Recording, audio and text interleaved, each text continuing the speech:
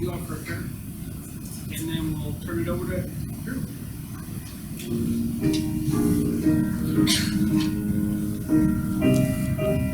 Let's go ahead and stand.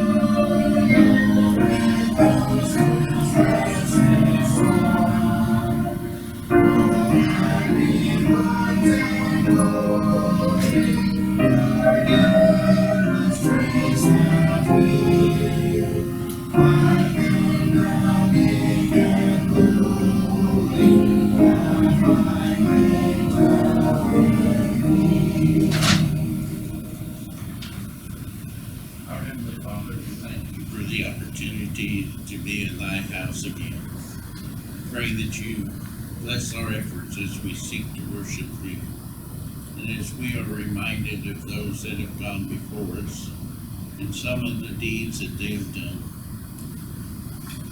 May we also remember that which we need to be doing today, so that we might continue to help bring forth thy kingdom here on earth in this day, as they strove to in the days gone by. Watch over each one as we worship together.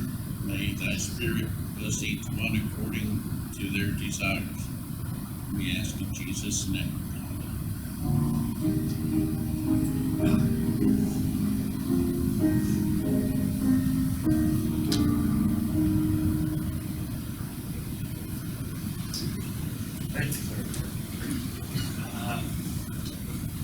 Thanks for coming. I know that the weather hasn't been great the last few days, and I know that the what I call the Kansas City Lamanites or the Chiefs are about ready to start playing. I'm glad you're here. It'll be about, maybe that's why you moved it up. Which have been, I'm a football fan myself, but anyway, I'm a person that if you don't know where you came from, your heritage, whether that's in your own family or nationally or in your church, that it's a problem in your future as you move forward. We all need to know where our roots are, whether they're familial or spiritual or whatever. keep a calendar. I got this, and it's old. It's about to fall apart. It says here 1830, 1980, sesquicentennial. That shows how old I am. Dick Howard, who now lives up at Groves or Birchwood, was a church historian at that time, and he created this calendar of Latter-day Saint events that take place each week and each month of the year. And I have this on my card table, so when I sit down every night on the sofa, I see this. I make it a point to do that because I want to know what happened this particular week or time of the year in Latter-day Saint history.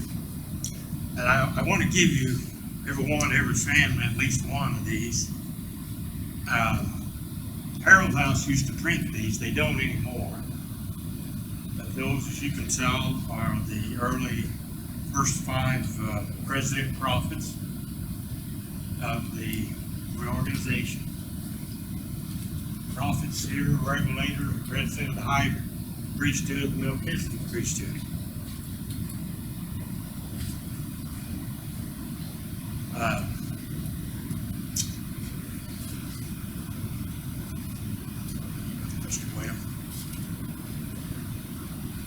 I saw those at I think it was a garage sale one time, but I scarfed them all up. Oh, sorry.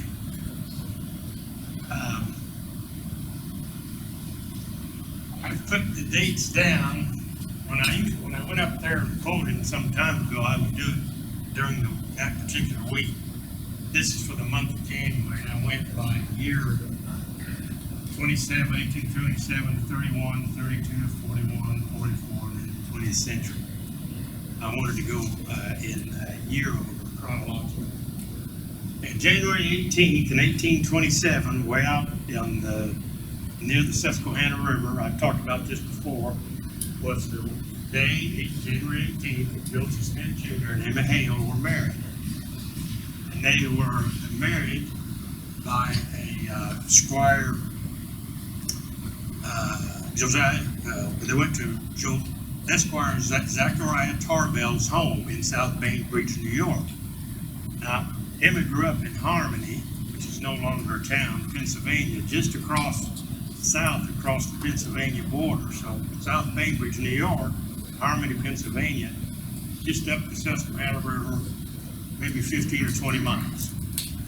And I've mentioned this before, they eloped, and in and of that itself, that's nothing bad or good necessarily. What happened was that Emma Hale came from a family of 9 kids. They were a Methodist Episcopalian. And her dad, Isaac Hale, and her mother, but particularly her father, Isaac, Joseph had asked her hand in marriage twice. He said, no, I don't want you doing it. Because at that time, Joseph had already had meetings with Moroni. I love this shirt that I got at Palmyra. And the angel mentions the Book of Moroni.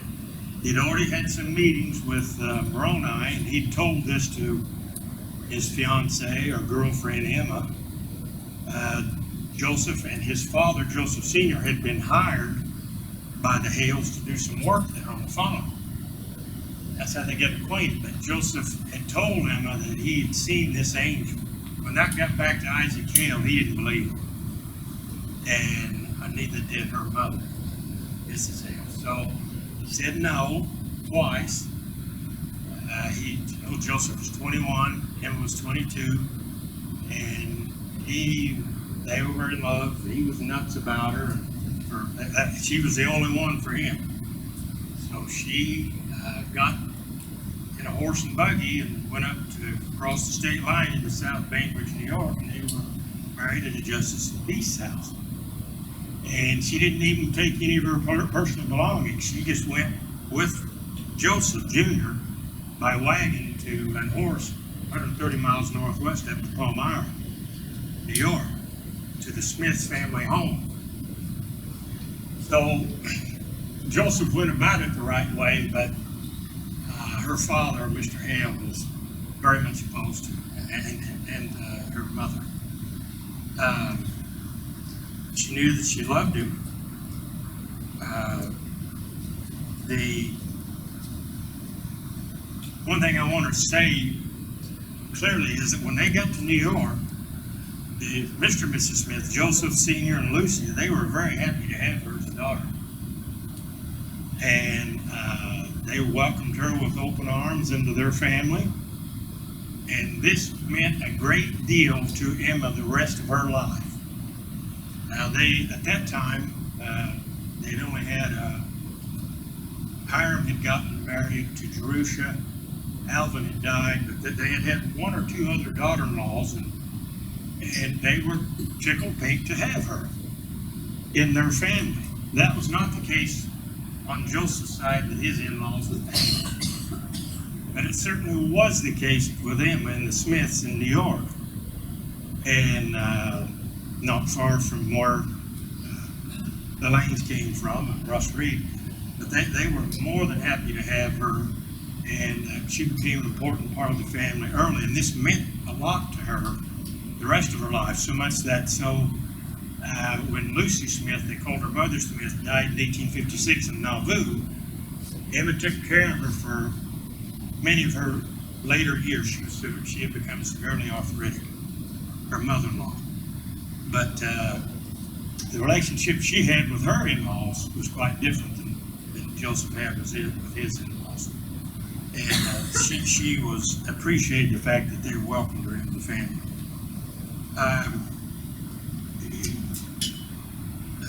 Like I say, the Smiths' family kindness to Emma was not forgotten. Even when 3 years after Joseph was martyred or assassinated, he and Hiram, even at the time she remarried Mr. Bideman. So Emma's real name is Emma Hale, then Smith, then Bideman. She remarried him 3 years later in Nauvoo. Mr. Bideman understood that she was very close to Lucy, her mother-in-law. She took care of her a few blocks away from their home.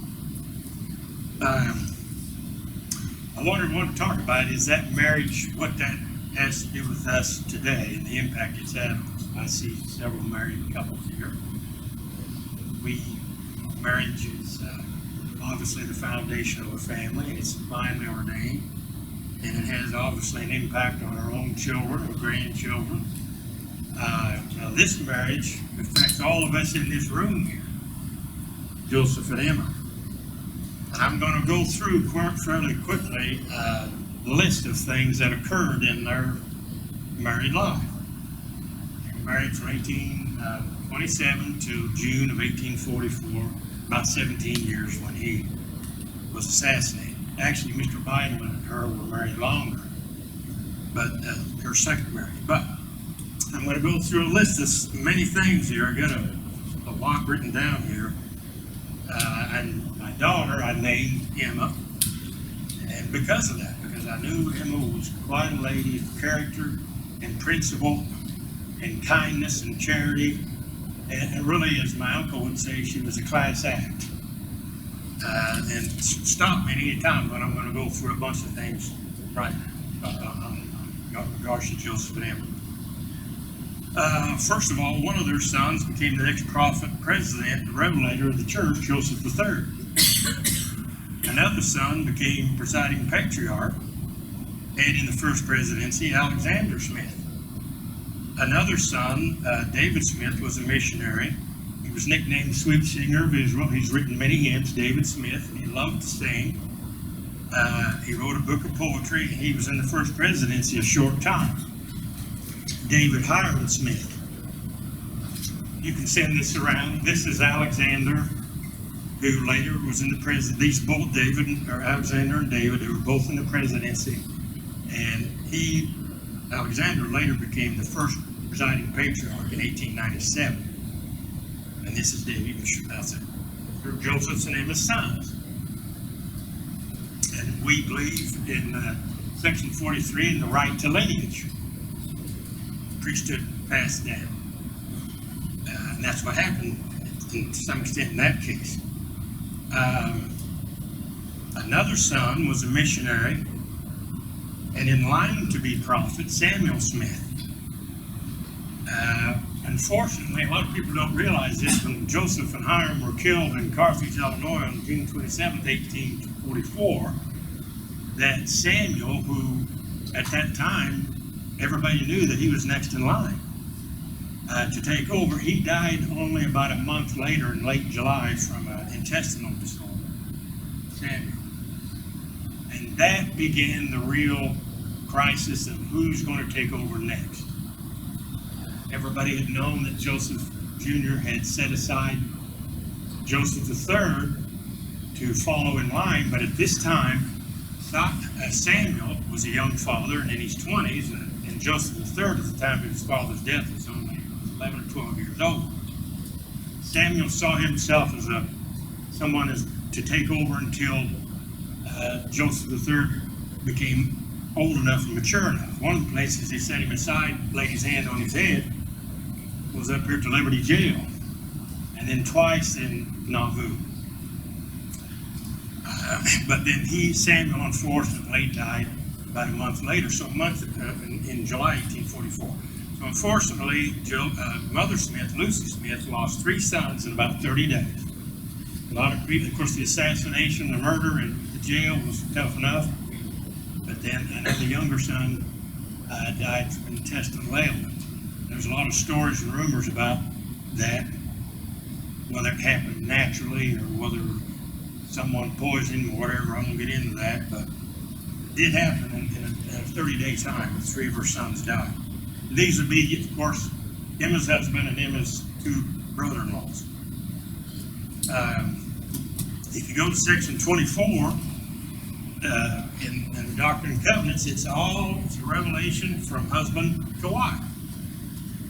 Joseph to Emma. Now, I think that the Lord, in my view, in my opinion, the Lord directed him to do that. It wasn't because necessarily he loved her or wanted to give a revelation, a message from the Lord to Emma. He was led to do it. And if you read through it, it's about a page. It talks about her, of course, being the elect lady, and that's one of the names of the books written about her, Emma, the elect lady.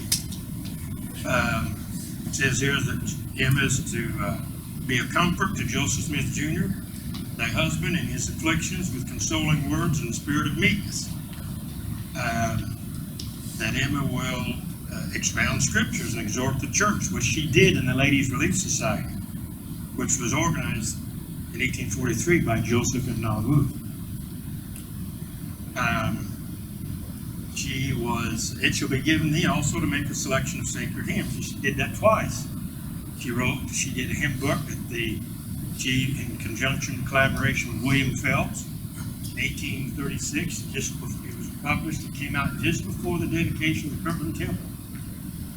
And then when she later joined the reorganization, she had another book of hymns published in 1861, 25 years later. That's a point I'd like to mention. Lachlan Mackay, he was here in November. He's a COC apostle. I went to a talk, my daughter and I took her to a talk he gave at the Village Heights congregation about Emma.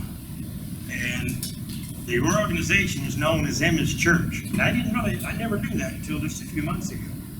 But it became Emma's Church because, as you know, Emma refused to go to Utah, even though she was invited many times by the Council of 12 after Joseph's death, and Brigham Young urged her to come. But she did not want to. There were different reasons. She was actually put under house arrest by the Council of 12. Unfortunately, no one could come in or no one could go out of their place, their home in Nauvoo, without the 12 knowing about it. And there were a lot of disputes between the 12 and Emma over which property is mine and which property is the church's. Because Joseph Smith was not only prophet, seer, revelator, president of the high priesthood, he's also a trustee and trust of the church. That's never happened ever since before. We've learned from that. I think it was a mistake. The presiding bishop now is the trustee and trust. President of the prophet, seer, revelator is the spiritual leader of the church. So when it came to his death, then Emma had to take care of her and her 5 kids. She needed income and a source of income. She wanted the mansion house hotel. She wanted the homestead. There were 2 farms. She wanted at least one of them. And this became, in personal property, paintings, documents, books, furniture. This became a legal battle. And Emma got, and she had just, her husband had died in June, and she, for you women, she gave birth in November to David. I'll start that picture, right? David, I showed you in the other picture as an adult. This is Emma in the last year of her life. But this is Emma with young David. He was born in November. Joseph and Hiram were killed in June. So that would have been early 1845 when David was a little infant.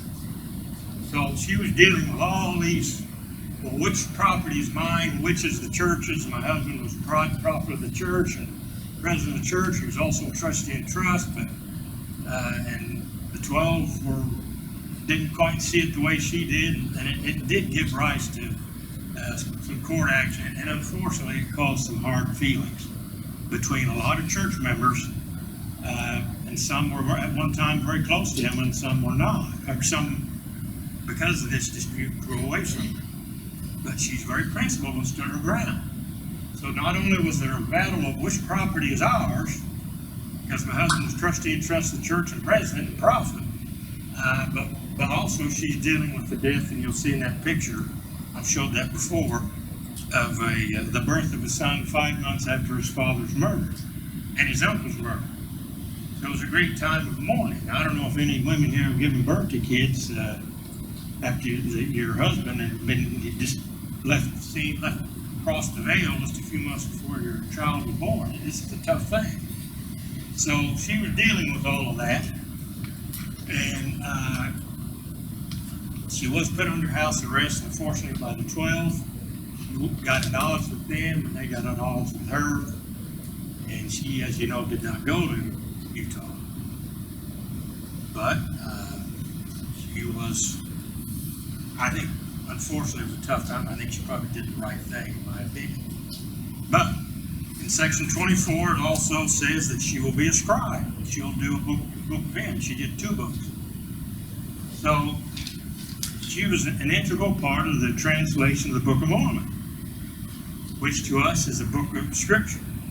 A lot of that was done at the Whitmer farm and home that the Mormons now own in Fayette, New York, 25 miles east of Myers. Quite an interesting place to go to. The Lord, as you know, Moroni, the Lord told Joseph, no one can see the plates but you.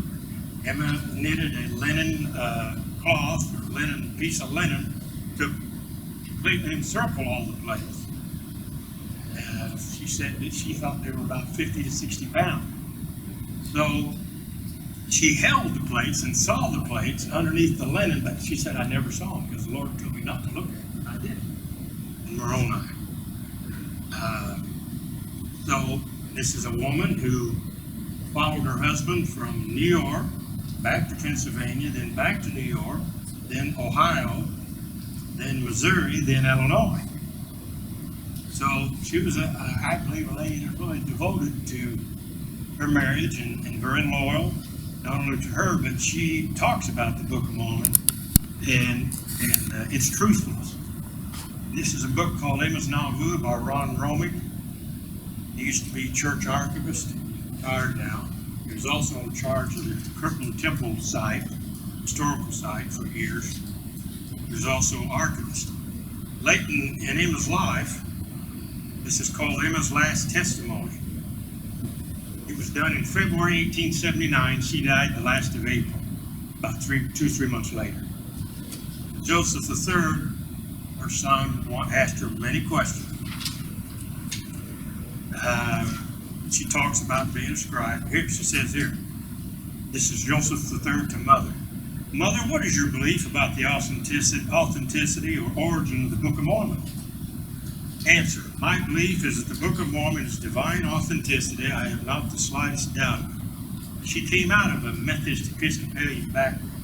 her to go to Latter-day Saint. I am satisfied that no man could have dictated the writing of the manuscripts unless he was inspired. For when acting as his scribe, your father would dictate to me hour after hour. And when returning after meals or after interruptions, he could at once begin right where he had left off without either seeing the manuscript or having any portion of it read to him. This was a usual thing for him to do.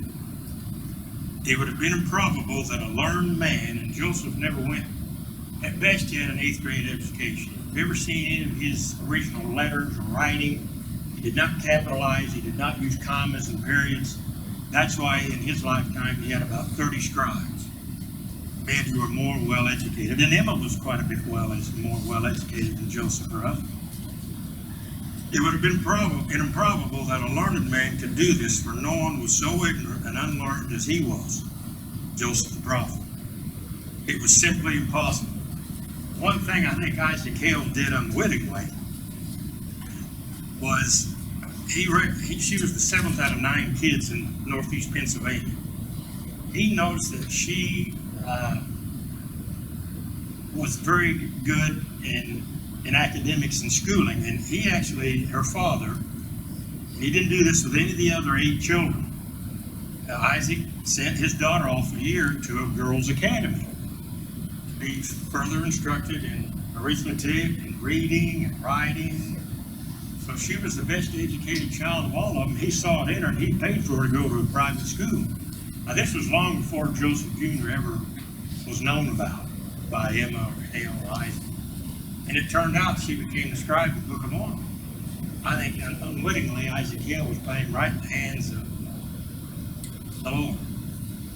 Because Joseph, like I say, if you ever read any of his documents, they're up here at the archives, they're out in Salt Lake.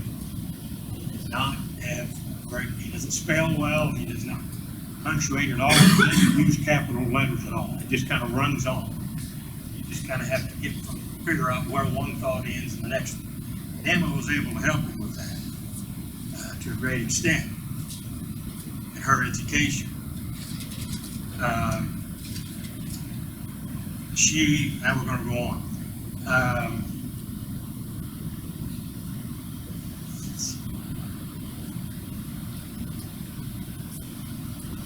She got rid of a bar that Joseph Smith Jr. placed in the Mansion House while she was on a shopping trip down the river to St. Louis. Joseph, by this time the church was much larger, and there's a men's waiting room and a women's waiting room. That was a custom in the early 1800s. Women visited over here in one side of the house, living room, and women visited over here on the other side. And the men's side, by that time there had been a lot of reporters and quote secular people come in to look at the church now, because it was as large as Chicago City, very popular. And he placed a bar in there because there were a lot of secular people that would come in there and interview him and want to talk to him, and they wanted drinks. He put it in there while she was gone. She came back and got rid of it immediately. So, I mean, she was a teetotaler and also very principled. She wouldn't stand for it. And Joseph, of course, acceded to what she did. They had 11 kids, 9 biological, 2 adopted. They are buried Joseph and his children are buried in Pennsylvania, in Kirtland, and in Illinois. Only 5 lived to adulthood. The first one, you'll never guess, was Joseph III. They'd already had 3 twins and a son that had died, and then an adopted son that had died. And then young Joseph III was born, and he made it to adulthood. An infant death, or stillborns, or infant mortality, dying as a toddler was very, unfortunately, was more common at that time. So she and her husband Joseph had to endure this, go through the pains of that. The loss of several of their children and an adopted child. By the way, they also, throughout their marriage, they took in many people in their home. Joseph and Emma were very, if you read in this book, Mormon Enigma, Emma Hale Smith, you read it here, it talks about many times, for months on end or weeks on end, they would take in children or families who were poor, who had just become converts, that were just moving into Kirtland or Nauvoo. They did this many times. Emma was known around Nauvoo and in Kirtland as a lady that would go and help take care of sick people, whether it was her own family or brothers and sisters in the gospel, neighbors around town. She was known for that. This is part of the reason why Joseph Smith Jr. started the Ladies Relief Society, which is based on the scripture, charity never faileth, in the New Testament. 1 Corinthians 13:8. Charity, and the Mormons still have this today. That's their logo today. The LDS ladies still have it. And sometimes they claim to be the largest female organization in the world, even bigger than ERA and Women's League. And I hope they are. But they teach, instill family values. They teach canning, sewing, knitting, how to work with your children and raise them.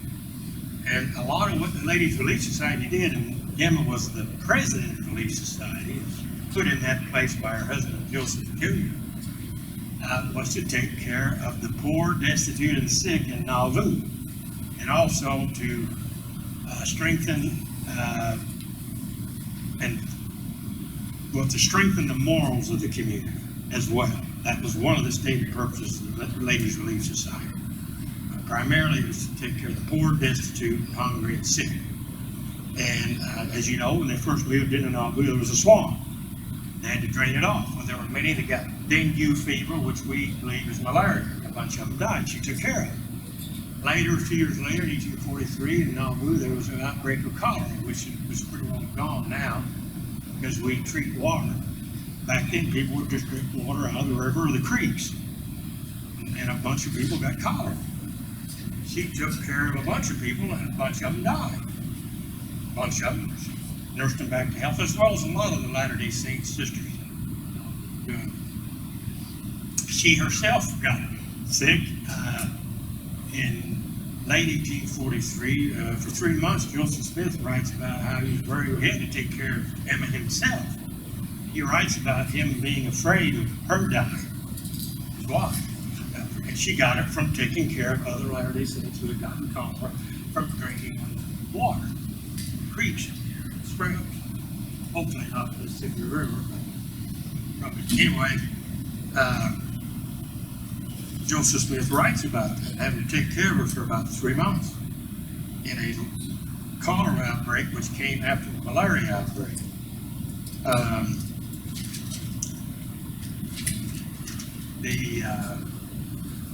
A couple other things I want to finish up on. She was devoted to this gospel and to the angel message of Moroni. As you all know, Moroni, if you're going to be a Christian or a Latter-day Saint, you have to believe in angelic ministry. This is part of the Moronic order, of angel. And as you know, Moroni made several visits to Joseph, but believed it. And if you want to be a Latter-day Saint, you have to believe in the visitations of Moroni. You may not, as an at-large Christian, as a Latter-day Saint, angelic ministry, all Christians are Latter-day Saints. Gabriel went to Mary. He saw the heavenly host. There were lots of angelic ministry. She accepted that, and she was firm and loyal, devout believer of that. When she joined the reorganization, people knew this, and they called it Emmett. Well, this is Emmett's church. Lachlan Mackay, who was just here in November, him and I went here. He's the great-great-grandson of Joseph Bell. He's the COC. I never knew that until a few months ago. So I'm proud to say that I'm a member of Emmett's church. But she did not go west. She stayed in Illinois. And she said, this, after he was ordained an Amboy, that's when she turned over the manuscripts, the inspired version of the Bible, Book of Mormon, to Joseph III and to Harold. It was in 1860. ordained in Hamden, Illinois.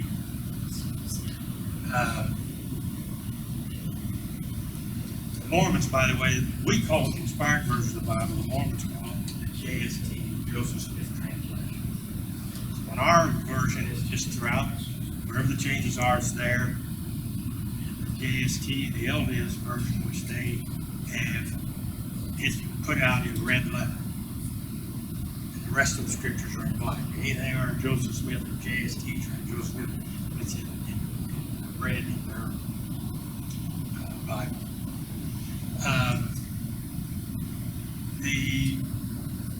To talk a little bit about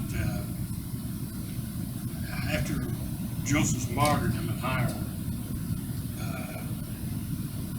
Hiram's widow went to Utah. Him and his sister married Fielding's, and those children became prophets out there. Joseph Fielding's. Now, Emma stayed in Nauvoo. She was trying to raise her 5 children. She did get the farm, one of the 2 farms that Joseph had, the church, however you want to call it, but then she also got the mansion house. That's where Short's mansion house was the hotel. And Joseph, there were rights about being a bill collector. Well, at age 59, I mentioned this before, on the Saints is cleared out by the end of 1846 and gone in their different direction. There was, unfortunately, wherever, Nancy Abercrombie was a local lady there in Nauvoo. And she and Mr. Biden, him and his husband, had an affair and a love child. That's the second time Biden had done that with a prior one.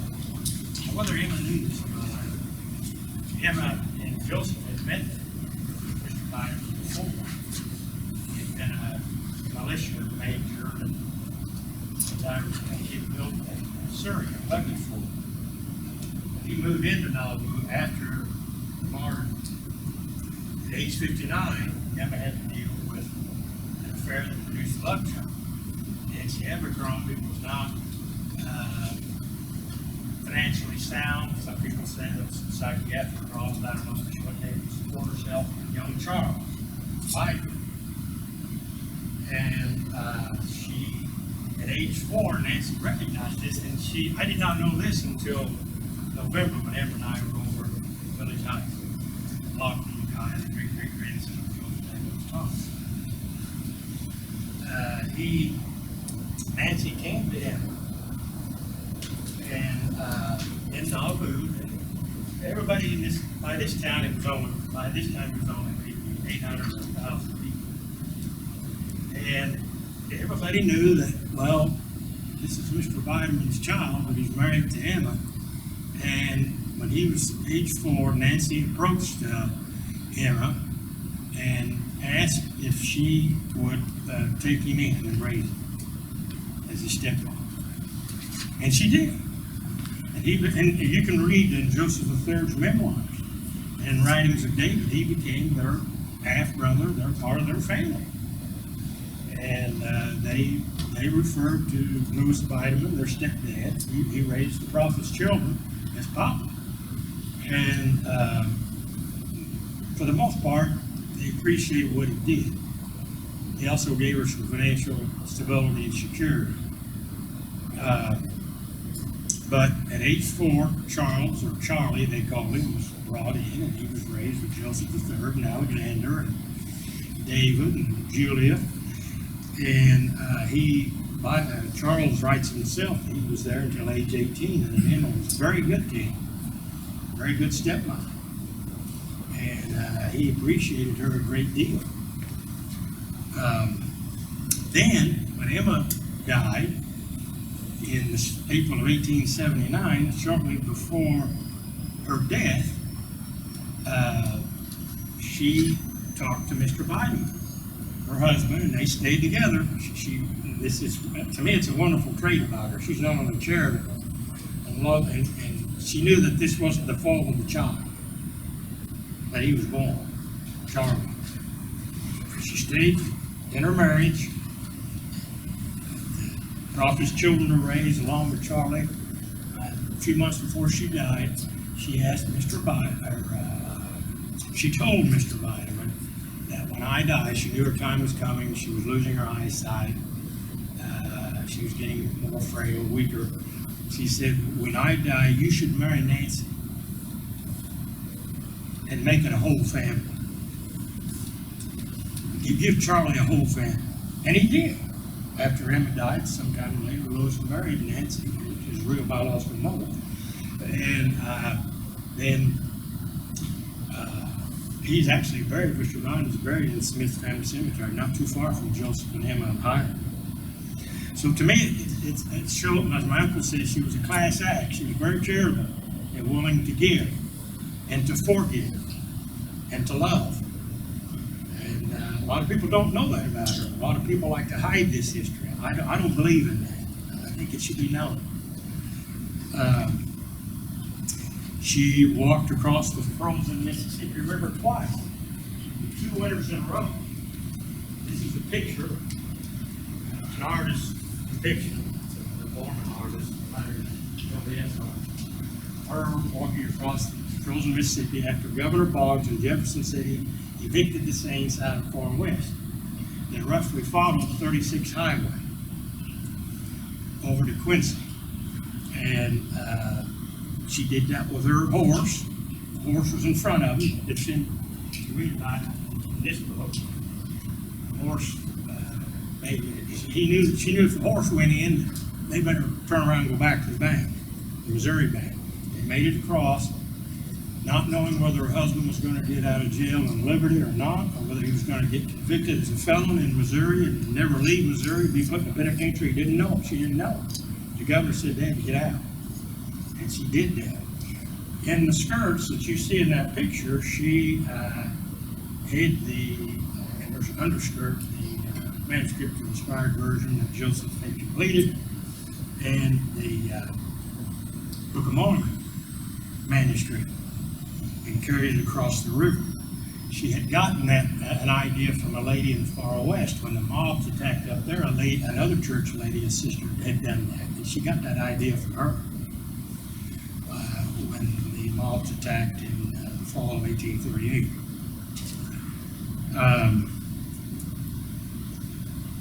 Now Joseph did come back 3 or 4 months later. He came back into Quincy, came in town as a thin, she says, thin, pale man, and he wore a disguise because he was afraid of persecution. He knew that Missouri deputies were looking for him. And Quincy actually received them very well. They were very good to the Latter-day Saints. And Quincy, as you know, is just 50 miles from Nauvoo. She did the 2 books of him. All right, I spent maybe too much time, but I wanted you to know about her. I wanted my daughter here. The other night, the 3 of us, Mr. Munster and I, she wants to meet you. She's right there. She's having I call them baby parties or prenatal parties. Because I've never been to baby showers, whatever you call them. So I wanted her to know it's going to happen here at the church. And of course, Mark here, Dana, that's her. Lindsay is my niece. That's their niece too. My daughter. The January 31, 1831, go down, moving on 4 years. The first missionary team arrives in Independence. When I say 4 plus 1. Now, if you look in section 31, it talks about, it's a short section, but this was given in October 1830. The church had just been organized in April 1836, months before. And there was a lot of excitement. The Book of Mormon, they knew, was the message to the Lamanites, to the tribe of Manasseh. There were a lot of young men. The church wasn't very large, but there were several young men that wanted to go proselytize. And there had been some of that, 2 by 2. This was the first missionary team.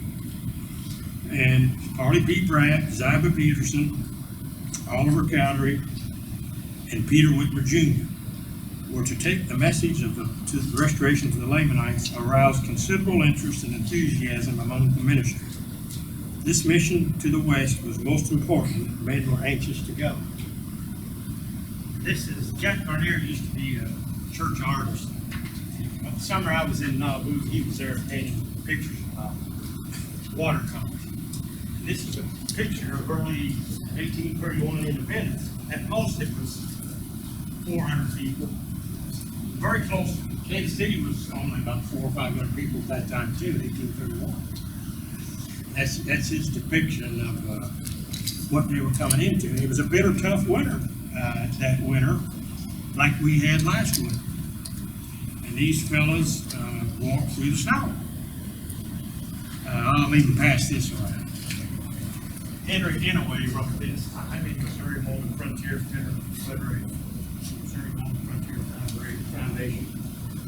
Henry Inouye died. He was not. His depiction of 5 men. Ryan, he's sitting in that Christmas card. But anyway, so these 4 men were sent. They were excited to go. They actually met the first Indian tribes in western New York, the Senecas. So the Adirondacks. Some of them, well, actually broke the Seneca, the Adirondacks. Then they made it all the way to independence. It was quite a journey. Like I say, the snow was deep. The wind was tough out of the northwest, but they finally, they arrived. Revelation given in October 1830, and they made it late January, about 4 months later. And by that, this was the western border of the United States, so anything west was Indian territory. So when that treaty was made with the Indian tribes, Andrew Jackson on the $20 bill, he got Congress to pass the Indian Removal Act, which to me is an ugly part of our history, nationally. He forced all the eastern tribes west of the Mississippi. He said, your land will be out west of Missouri, and where the Oklahoma and the Dakotas and Wyoming and Montana, where all that is now, it's all Indian territory. And they told the Indian tribes, we know your land is sacred to you, and white men will not be permitted to settle there unless they have a special permit.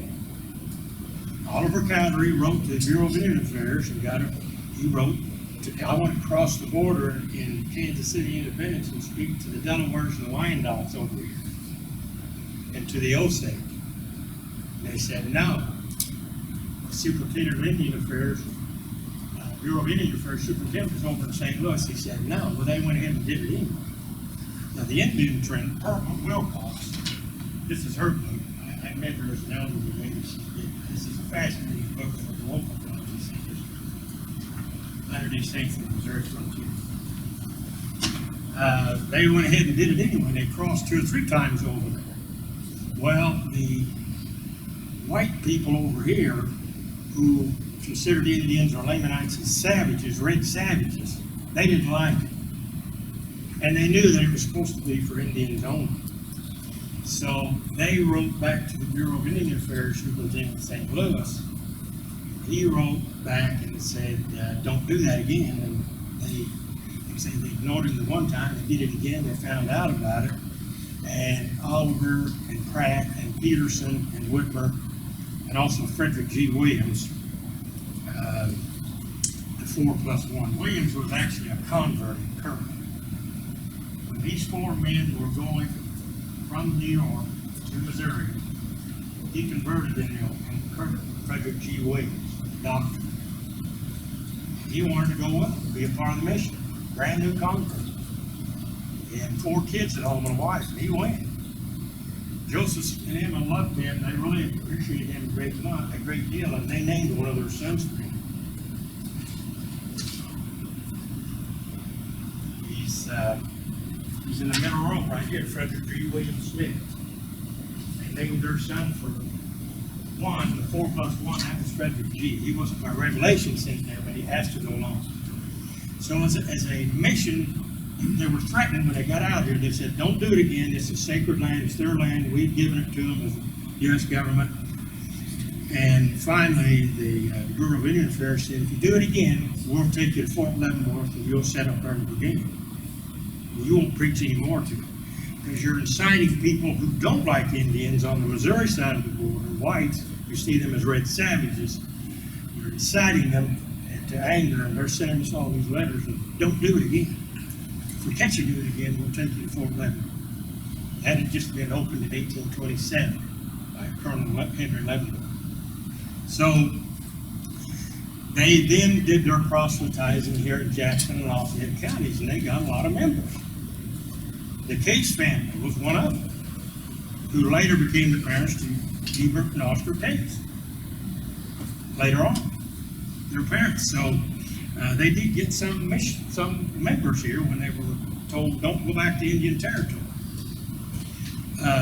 So as a mission to the Lamanites, it probably wasn't very successful. However, one thing that did happen on the way from New York, Harley Pratt, his preacher was Sidney Reed. That was his ministry. And they stopped on the way from the Finger Lakes, where he lived. They stopped in the Kirkland, now Cleveland area. And they visited with Rigdon, who was searching for the antiquities of the gospel, is what he called it.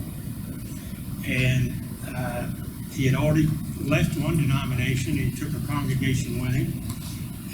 And Pratt and the missionaries left the book. He said, I'll read it. By the time they got back, he converted to the Latter-day Saint movement and all of his congregation. The church doubled in size. So in that part of the missionary venture to the Lamanites in Missouri, that was successful. So the headquarters of the church then moved from the Finger Lakes, Palmyra, to Kirkland. It was the early first stronghold of the church because Pratt left the book. He was converted to the book. So at one point, I was always told by Mark McKernan, he was an early church historian, he's dead now. He said the first generation was won to the testimony of the Book of Mormon. Now, people that converted nowadays, there are different reasons, but the first generation of us Latter-day Saints were won to the book. And Joseph Rigdon liked it because it had the antiquities of the gospel, that's what he called it. He converted his whole congregation. So that part of the Lamanite mission was successful. Not so much out here in what became Wyandotte County because of the Wyandotte tribe in Delaware County and all that. January 25th, 1832, Joseph Smith is ordained. This is a year later. He's ordained to the high priesthood. Now, it never really hit my mind until I spent the first summer in Nauvoo. Next summer, I went to Kirkland. I loved it. I loved it in Nauvoo. I went to Kirkland. And it never really struck me until I was a guide there at the temple, and the different floors were for the different priesthood, and the priesthood pulpits in the temple for the different offices of priesthood. That I used to think that Joseph Smith, when he became leader of the church, he was prophet, president, seer, revelator, and head of the high or Melchizedek priesthood all at once. That's not true. He first was ordained on the banks of the Susquehanna River, he and Oliver, and the Aaronic priesthood. That went in May of 1829. Then in June, a month later, ordained, it says here in the Doctrine of the Covenants, section 17 and 19, if you look, he and Oliver were the first and second elders. It's right there in section 17:1 and 19. And then it also talks about later how in the Doctrine and Covenants, how he here's section 19. Behold, there shall be a record kept among you, and in it thou shalt be called a seer, a translator, a prophet, an apostle of Jesus Christ, an elder of the church, through the will of God the Father, being inspired of the Holy Ghost to lay the foundation thereof and to build it up. The church was organized April 6, 1830. Wherefore thou shalt give heed unto all his words and commandments. For his word ye shall receive it as if from mine own mouth. So then his role, he was an Aaronic priesthood, then he was elder, then he became, talks about him being the gift, having the gift to translate. He became a translator. Book of Mormon. He received many revelations, which we accept now in the Doctrine and Covenants. So these occurred before this day, and it never really struck me until then. So as things evolved, the Lord opened things up in the roles of not only Joseph Smith himself, but a priest. So on this day, he was already prophet, seer, revelator, and elder. And at this point, he was put in charge of the Melchizedek priesthood. And of course, the bishop, presiding bishop, is put in charge of the Aaronic priesthood. And I grew up, I was 25 years old before I finally figured that out. I spent my summer in Kirk. January 19, 1841, Hiram Smith is ordained patriarch of the church. The first, and at that time there was only one patriarch to the church. Only one. There was no preside, there was just one patriarch, no order of patriarch evangelists, just one. And this book here is done by Harold House called The Patriarchs. Reed Holmes, as you know, was later, you probably remember it, Christian Dillon is presiding patriarchs of people in Royceville. But the early presiding patriarchs were direct lineage to Joseph and Emma. There's an interesting chapter, chapter 2, written on the history of the patriarchs in our movement. And you saw the picture of Alexander. He, in 1897, became the first RLDS presiding patriarch. Alexander, Joseph and Emma's son, Joseph, the third younger brother. In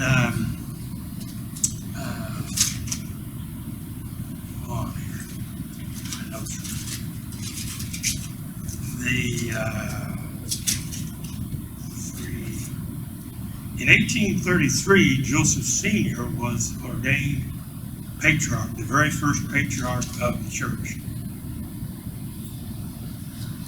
And December 18th, 1833 in Kirk. And this is interesting to note that Joseph Jr., President, Prophet, Seer, Revelator, ordained his father to be the first patriarch. It's also interesting to know that on the day, April 16, 1830, the church was organized. Joseph Smith walked 2 or 3 miles over Lake Cayuga, and he baptized several people. One person Joseph Smith Jr. baptized was his own father, Joseph Sr. And then, several years later in Kirtland, that's quite a privilege to baptize your own father. Did anybody here baptize their own father? Oh, you did? Oh, wow. I didn't know that. That's quite an honor and spiritual privilege. Wow. I never heard that. It's rare. It is special. And then some years later, in 1833, Joseph felt led by the Lord to begin the office of patriarch. At that time, it was only called patriarch. We call it now patriarch evangelist. And he ordained his father, this time, to the office of patriarch. And he held it. He and Lucy, Mother Smith, followed the church to Missouri, to Illinois. And he died September 14th, 1840 in Nauvoo. And 4 months later, in January, just beginning of the year, 4 months later, Hiram, his son, was ordained patriarch to take over for his father. To do that, he had to be removed from the first presidency. And became his role as patriarch at that time, until his death on June 27, 1844. 3 years later, of course, he and Joseph were killed together in Carthage. And then it wasn't until October 1845 when another Smith, William Smith, which was Joseph and Hiram's younger brother, he had been an apostle. He was made under the 12 and Brigham Young. He was made in October the fall of 1844, just a few months after the martyrdom. William Smith was made patriarch from apostle. That lasted a year. He fell under disfavor with Brigham and the 12. And in October 1845, they disfellowshipped him. And so for a long time in the organization, there was no patriarch. And William Smith tried different times. as an older man in the 1860s and 70s, he knew that his young nephew, Joseph III, had taken over the church. He wrote he wanted to be an apostle or a patriarch. And Joseph III was kind of afraid of it. Unfortunately, Joseph III followed for a while, William Smith after the martyrdom, and after a year later, after the 12 under Brigham disfellowshipped him, he followed James Strain for a while. He followed another group that tried to start in Kentucky, another group that tried to start in Chicago, and finally he later united with the organization. And Pearl Wilcox writes about this in her book. Reed Holmes and Dick Howard in their book, The Patriarch. Joseph III, of course, this was his uncle, and he knew he'd been an apostle. And he'd been there from when the plates were translated. He was a little boy in Palmyra, where you live, and had followed the church to Illinois. Joseph III said that he would, the early president prophet of the organization, told his uncle that you will be a high priest. You will not be an apostle. And he did it diplomatically. And he said, you will not be an apostle or a patriarch. I know that you were back in Nauvoo, but you won't be in the organization, because he was afraid of some of the time he spent with these other groups and what he might try to do. But he was a high priest in the earlier organization. And William Smith lived to be an old gray-headed man in the 1870s. In 1890s, so this question kept coming up in the earlier organization. In Dick Howard's chapter on the history of the patriarch, and then the question of what an evangelist is. Joseph prayed about it. He put it off for years. He prayed about it, inquired of the Lord. And in April 1897, his brother, Alexander Hale Smith, I showed you the picture, he was made the first reorganization patriarch up in Lamoni when they had the general conferences up there. To do that, like his uncle Hiram, he had to be taken out of the first presidency. And another man was brought in. That man was F.M. Smith, who was Frederick Massey Smith, who of course was Joseph III's son, would be Alexander's nephew. So Alexander in these 4 years, from 1897 to 1901, he held that together in the presidency as well as patriarch. But Alexander said, I just don't have enough time. He told the General Conference in Lamoni, I just don't have enough time to do both. To travel, to be in the first presidency, advise my brother, and to be, I have to have a stenographer, and most of the stenographers I've been using are non-Latter-day Saint, and they really don't understand that when I give a blessing. So from 60 to 97, there was no figure? Not in the reorganization. Okay. And Joseph III's comments about that, if you want to, let's see here. He, if you really want to go into that, I don't want to keep you away from the Kansas City Lamanites. But Joseph, here it says here, this is Alexander. My call to the patriarchate was not altogether unexpected. Alexander's writing this in 1897, and yet the call found me altogether unprepared to enter into the active duties of the office. I knew so little about those duties. I did not know how or where to begin as a patriarch. There's very little in the history of the past which throws light on the special ordinances and duties of the patriarchate. I sought for information diligently. I counseled with President Joseph Smith, the prophet, and his brother, and learned that he was nearly as much in the dark in the matter as I was. I was so fearful of doing wrong in my ignorance, I resolved not to move forward until I had light from some source. For 12 months, I did nothing as a patriarch. This is 1897. I made a statement to the conference 2 years ago of the condition I found myself in. One of my brethren of the Quorum of 12 asked me the question, If you fail to get the information you desire, either by revelation or by counsel, what will you do? Still remain inactive as a patriarch? To this I answered, being led by the impulse of the Holy Spirit, no, sir, I shall move forward in my duties as I understand them and leave the result in the hands of God, trusting to be led aright by His Spirit.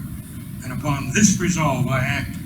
I was soon called upon to bless a brother who was going upon a mission, who desired to receive his patriarchal blessing before he went, and so requested. I told him I had no one to take it down. You know, patriarch, when I got mine, they had to be a stenographer. Never mind, I will trust to your memory to write it out after it is given, as was his reply. Still being timid, I called upon President Joseph Smith III to assist me, leading in prayer and laying his hands with mine, Alexander, upon the head of the brother, blessed him. I then wrote out the blessing and gave him a copy.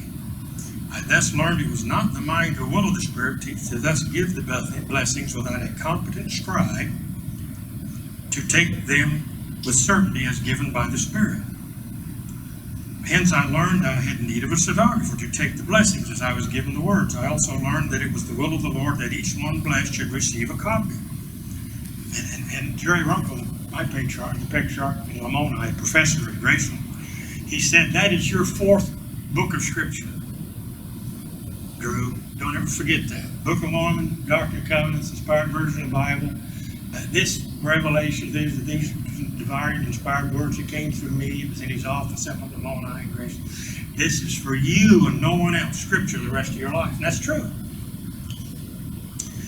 I had need of a stenographer to take down the blessings as I was given the words. I also learned that it was the will of the Lord that each one blessed should receive a copy, and that I should retain a copy.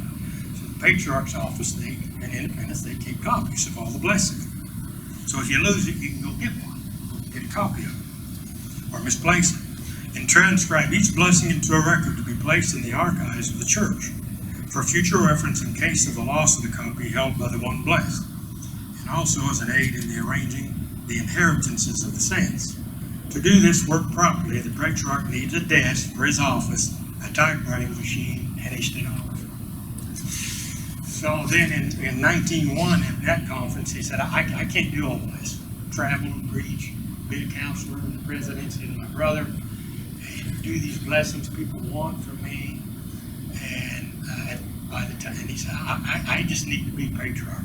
At that time in 1901, there were 4 patriarchs in the church. Lambert was one of them. There were 4 men. So,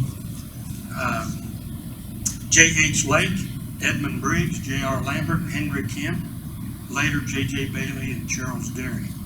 So in 1903, that was the 1901 conference, Alexander asked to be just presiding patriarch, remove me from the first presidency, which they did. In 1903, they began to ordain a few, and in 1903, they set up the order of evangelists.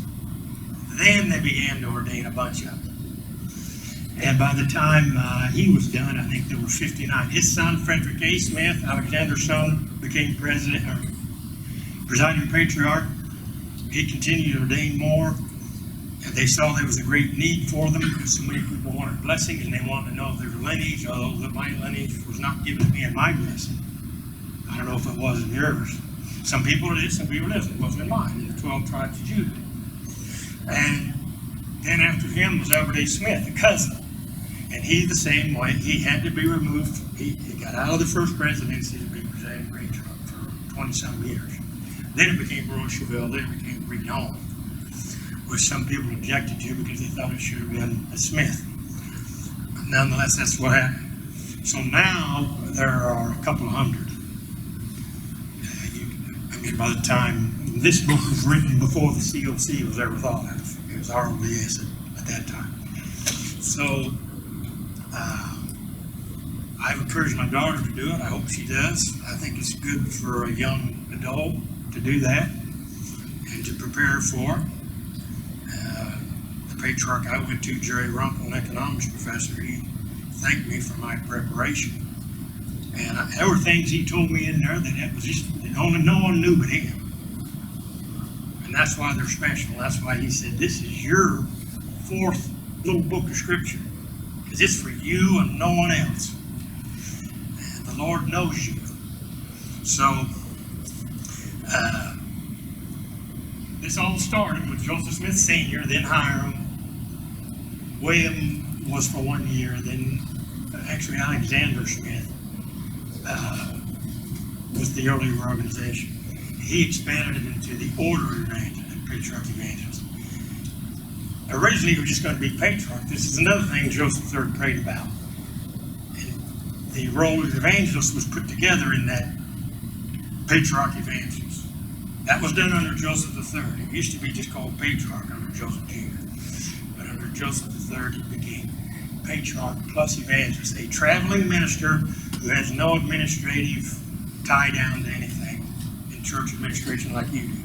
And I believe in the restoration there's less than 4. Well, that's a good question. Actually, I don't even know if it's 4 anymore. Just 1 or 2. William Valentine and Vernon Downey. My nephew says he agrees with Ray too. Stephen, Vernon, and Darling and Valentine. So my dad was the last 3 years of his life. This was under the RLDS church. So it's interesting how this evolved.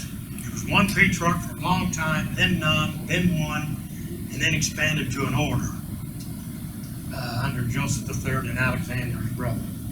This is something that may be controversial, but it's true. It did happen January 29, 1844.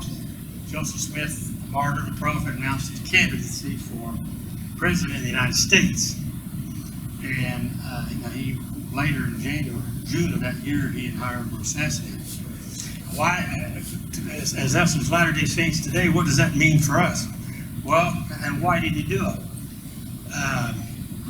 What happened was, as you know, there were a lot of crimes committed against Latter-day Saints in Kirtland, out here far west, just north of here, near Cameron. Properties burned, homes burned, some Latter-day Saint women raped, some killed, the Hans Mill Massacre, and then atrocities occurred over in Illinois. And the Saints were fed up with it. Particularly Sidney Rigdon, but a lot of Saints were fed up with it. So Joseph Smith Jr., the martyr prophet, and Elias Higbee and Sidney Rigdon actually took a stagecoach ride all the way to Washington, D.C. to see President Martin Van Buren. He's kind of a forgotten president, but his home was along the Hudson River just across where the Roosevelts grew up in eastern New York.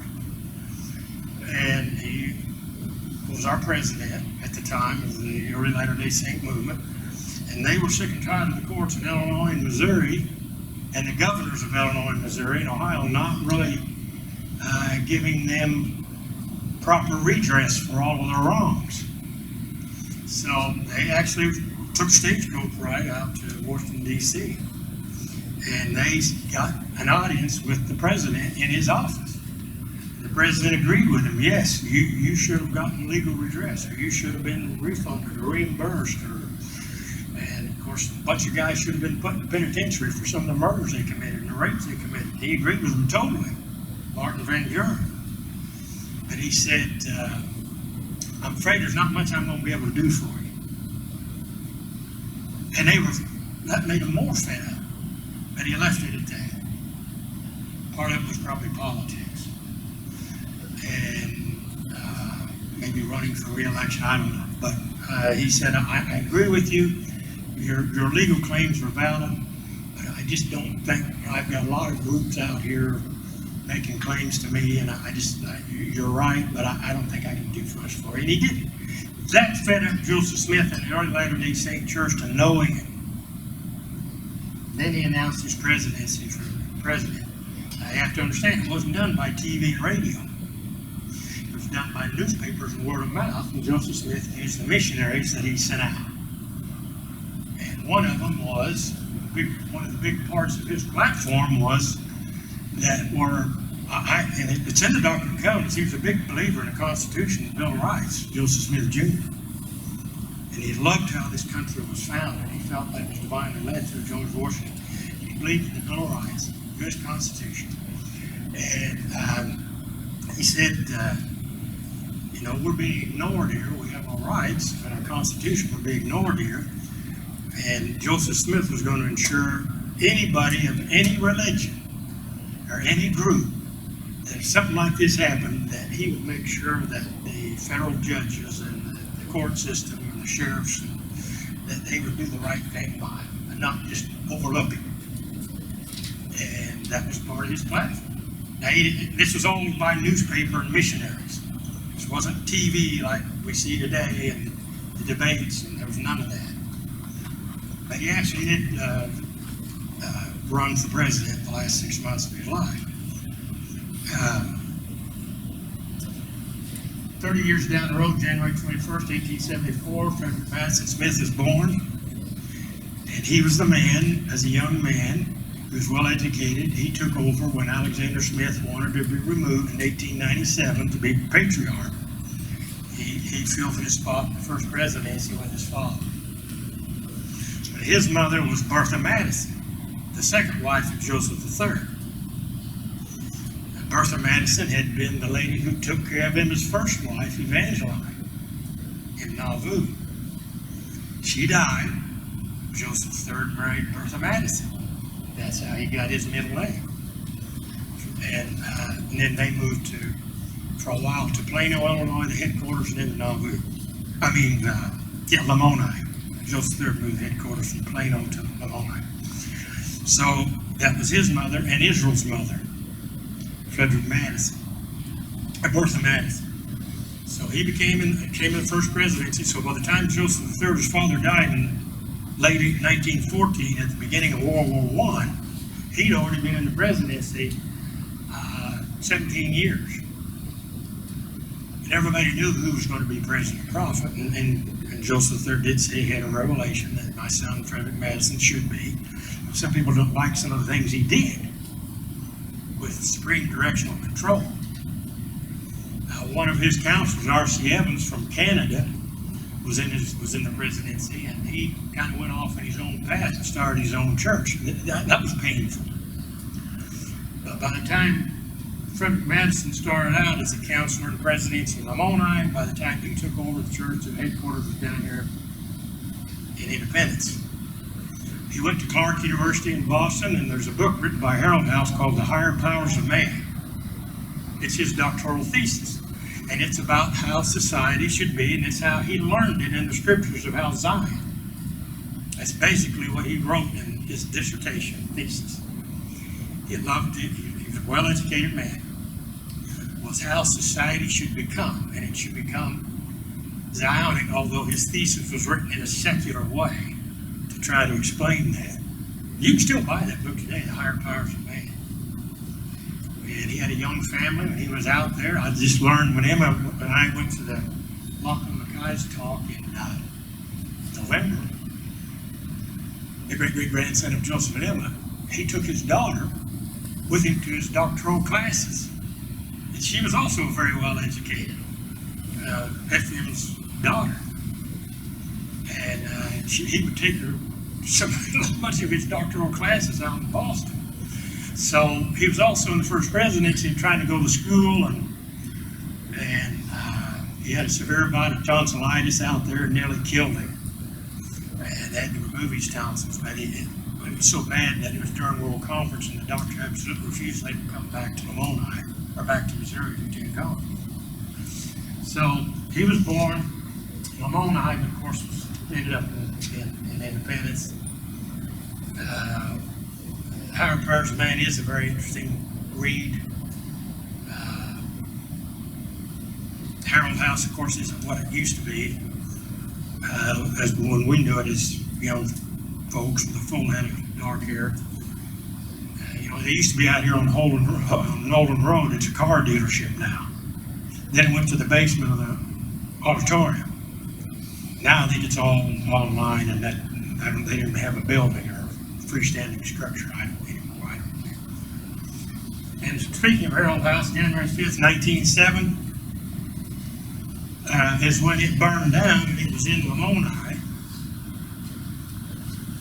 At that time, the Harold House, they called it Harold House Publishing House and Printery and Binding. This is my 1980 calendar, and this is a picture of it. You can see some of the Latter-day Saints watching it burn down, and wasn't much they could do about it.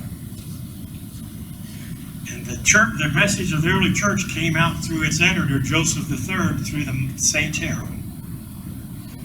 And I remember as a kid, everybody got a free saint, like your local congregational budget paid for a free Herald in every home. I looked through it every month. I was glad to look at it. Now they charge you for it. It comes out every 2 months. And I see it where I work up at the Groves. They get them.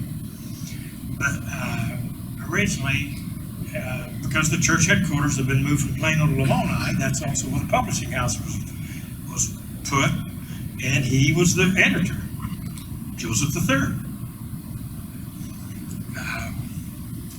For many years he was there. And then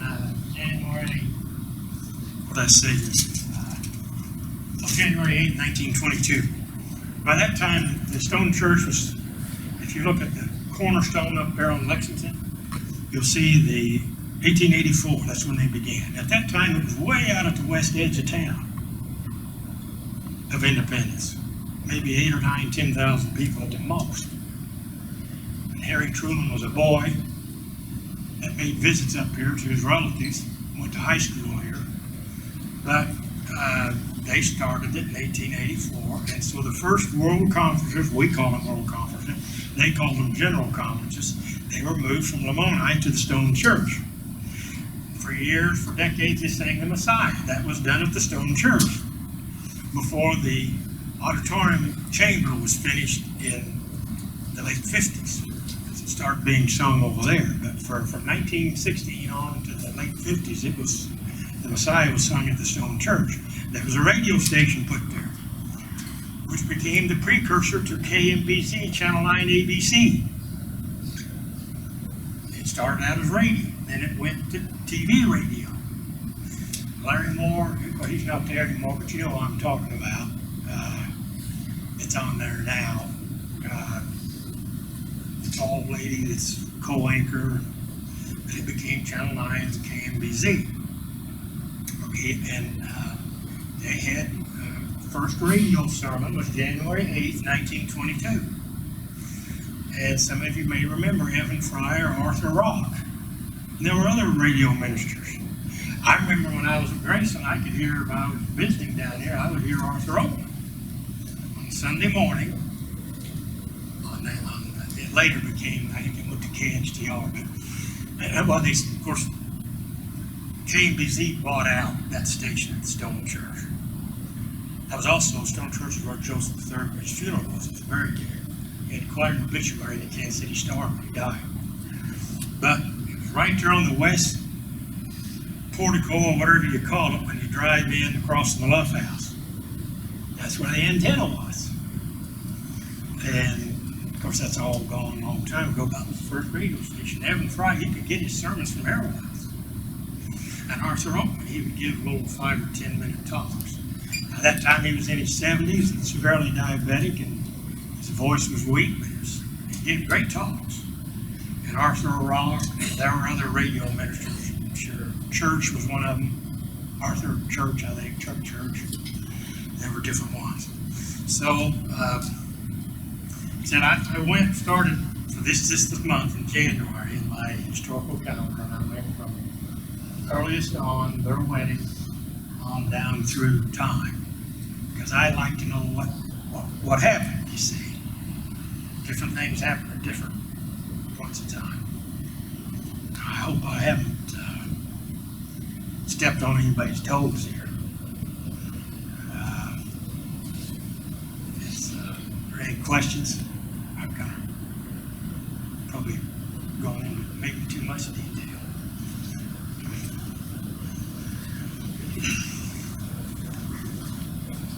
Thank you, Drew. Appreciate it. I don't know about about all of them, but I know there's some of Fry, Rock, and Oakland that are available at the bookstore. Other than I don't know, those are the three names that stick out. We're going to close with a hymn. We're going to do a cappella. We're going to do hymn number 21. So if you'd please stand, we'll sing hymn number 21. Then I'll dismiss us with a prayer.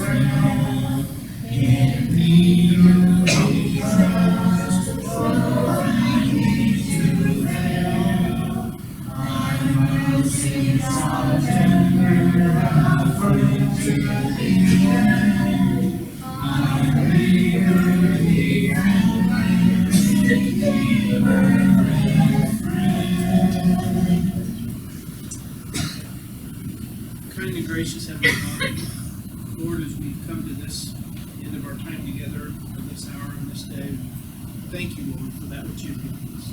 We thank you for the history that helps define who we are and has brought us to this point in time.